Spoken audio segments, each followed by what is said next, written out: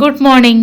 എല്ലാത്തിനും അതിൻ്റെതായ ഒരു സമയമുണ്ട് ദാസ എന്ന ഒരു ഡയലോഗ് പോലെ. ബാക്കി ഞാൻ പിന്നെ പറയാം. പക്ഷേ ഈ ഡയലോഗ് കേൾക്കുമ്പം നമ്മുടെ മനസ്സിലേക്ക് വരുന്ന അദ്ദേഹം ഇന്ന് നമ്മുടെ കൂടെ ഇല്ല. ഒരുപാട് ഓർമ്മകൾ ബാക്കി വെച്ചിട്ട് അദ്ദേഹം വിടവാങ്ങിയിരിക്കുകയാണ്. അദ്ദേഹത്തിന് 1000 പ്രണാമം അർപ്പിക്കുന്നു. ഇനി നമുക്ക് വീഡിയോയിലേക്ക് പോകാം. Hello everyone, welcome to Athira artistry. പതിവ് പോലെ തന്നെ രാവിലെ സ്കൂൾ ലഞ്ച് പ്രിപ്പറേഷനാണ് നടക്കുന്നത്. നേരത്തെ വാങ്ങിയതിന്റെ ബാലൻസ് കുറച്ച് ചിക്കൻ ഉണ്ട്. അത് വെച്ചൊരു ചിക്കൻ കുറുമയും ചപ്പാത്തിയുമാണ് ഇന്ന് പ്ലാൻ ചെയ്യുന്നത്. ഇത് ഞാൻ ഡിന്നറിനും കൂടെ ചെയ്തു വെക്കും. കാര്യം വര കൂടുതലുള്ള ദിവസങ്ങൾ വരയും മോളെ പിക്ക് ചെയ്യാൻ പോലും എല്ലാം കഴിയുമ്പം ചിലപ്പോൾ രാത്രി ആകുമ്പോൾ ഞാൻ നല്ല ടയേർഡായിട്ട് നമുക്ക് രാത്രി ചപ്പാത്തിയോ ഫുഡോ ഒന്നും ഉണ്ടാക്കാൻ പറ്റില്ല.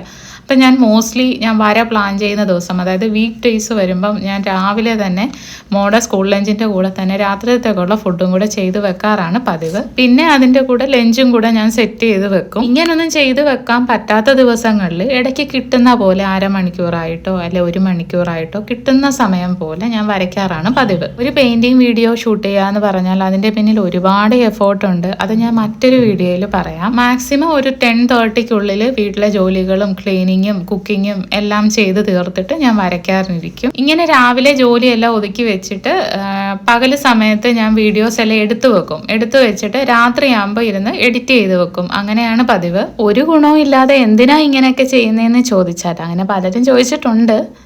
എനിക്ക് വേണ്ടിയാണ് ഞാൻ ചെയ്യുന്നത്. എൻ്റെ ഒരു സെൽഫ് സാറ്റിസ്ഫാക്ഷന് വേണ്ടിയാണ് ചെയ്യുന്നത്.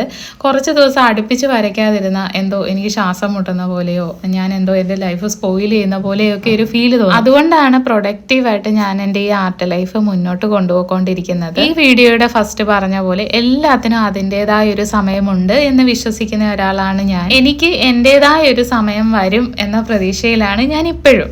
പിന്നെ ഇടയ്ക്കിടയ്ക്ക് പ്രായം കൂടി പോയോ, എന്താ ഞാൻ എൻ്റെ ഈ ചാനലൊന്നും മുന്നോട്ട് പോകാത്തത്, അല്ലെ എനിക്ക് വർക്ക് ഒരുപാട് കിട്ടാത്തത്, അങ്ങനെയൊക്കെ ഒരു നെക്കൊക്കെ അടിച്ച് ഞാൻ ഇരിക്കാറുണ്ടെങ്കിലും കുറച്ച് ദിവസം ഇരുന്നിട്ട് പിന്നെയും ഞാൻ പൂർവ്വാധികം ശക്തിയോടെ തിരിച്ചു വരും. ആ ഒരു ഫ്ലോയിലാണ് ഞാൻ ഇപ്പോൾ പോയിക്കൊണ്ടിരിക്കുന്നത്. ആക്ച്വലി എൻ്റെ ഡ്രീം വലിയ ക്യാൻവാസുകളിൽ വർക്ക് ചെയ്യണം, പിന്നെ എക്സിബിഷൻ ചെയ്യണം, അത് സെയിലാവണം, അതൊക്കെ തന്നെയാണ്. പക്ഷെ അത് ഒരുപാട് എക്സ്പെൻസീവ് ആണ്. കാര്യം വരയ്ക്കുന്ന പെയിന്റിങ്സ് നമുക്ക് കറക്റ്റായിട്ട് സെയിലായി പോകണം, എങ്കിലേ അത് വെറുത്താവുകയുള്ളൂ. 1-2 അവാർഡ് കിട്ടിയെങ്കിലും ലോകം എൻ്റെ കഴിവ് തിരിച്ചറിഞ്ഞില്ല എന്നതിൽ ഞാൻ ഖേദിക്കുന്നു.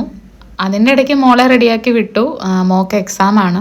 അതിൻ്റെ ഇടയ്ക്ക് ചപ്പാത്തി തടി ഒടിഞ്ഞു പോയിട്ടുണ്ട്. അത് പുതിയതൊരെണ്ണം എത്രയും പെട്ടെന്ന് മേടിക്കണം. ഇതാ ഒരു 8 o'clock ആയപ്പോഴത്തേക്ക് എൻ്റെ ഡിന്നറിനുള്ള ചപ്പാത്തി കറി, പിന്നെ രാവിലെ ബ്രേക്ക്ഫാസ്റ്റിനുള്ള പുട്ട്, ഇതെല്ലാം റെഡി ആയിട്ടുണ്ട്. ഇനി എൻ്റെ ടീ ടൈം. റിലാക്സ് ചെയ്ത് എവിടെയെങ്കിലും ഇരുന്ന് വീട്ടിലെ അമ്മയോ മറ്റോ വിളിച്ചിട്ടാണ് എൻ്റെ ടീ ടൈം നടക്കുന്നത്. ഫോൺ വിളിയൊക്കെ കഴിഞ്ഞിട്ട് ബ്രേക്ക്ഫാസ്റ്റ് കഴിഞ്ഞ് പിന്നെ പോയി കുളിച്ചു.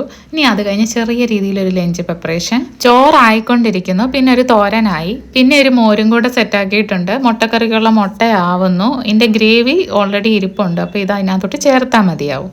അങ്ങനെ ജോലിയൊക്കെ ഒതുക്കി ഒരു 10:30 ഞാൻ എൻ്റെ വരനേരം സ്റ്റാർട്ട് ചെയ്തിട്ടുണ്ട്. ഇതാണ് എൻ്റെ ആർട്ട് റൂം. ഇവിടെ ഇരുന്നാണ് ഞാൻ വരയ്ക്കുന്നത്. പക്ഷേ ഈ ടേബിളിൽ എന്താ ലാപ്ടോപ്പ് ഇരിക്കുന്നത് എന്നല്ലേ?